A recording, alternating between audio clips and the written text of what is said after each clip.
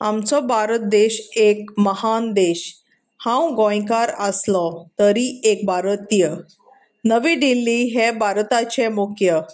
भारताचे उत्तरे हिमालय, उदेंतेक बंगालाचो उपसागर, अस्तंतेक अरबी समुद्र आनी दक्षिणेक हिंद महासागर आसा. गंगा, यमुना, ब्रह्मपुत्रा, कावेरी, तापी, नर्मदा अशा कितल्याशा न्हंयांनी आमची जीण सुखी समाधान केल्या.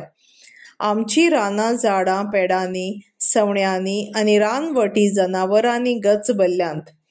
आमचो भारत देश शेतप्रधान देश. शेतकामती आमचो अन्नदातो. ताच्या कश्टान आनी त्यागान आमचो जीव जगता. ताज महल, कुतुब मिनार ही अजापां हांगा पळोवंक मेळटात.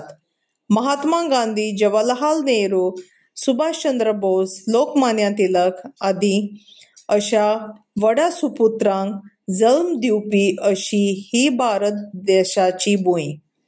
वेगवेगळ्या वाठारांनी रावपी लोकांचो धर्म, चाली-रिती, परंपरा, जेवणां, फेस्तां वेगवेगळीं, पूण आमी सगळे भारतीय एक. विज्ञानाच्या मळार, उद्योगाच्या मळार, शिक्षणाच्या मळार, खेळां मळार, रक्षणा वाटेन भारत उंचल्या पांवड्यार आसा. निमाणें हांव एकूच म्हणटां, विविधतायेंतलो एकवट. होच आमचो भारत देश.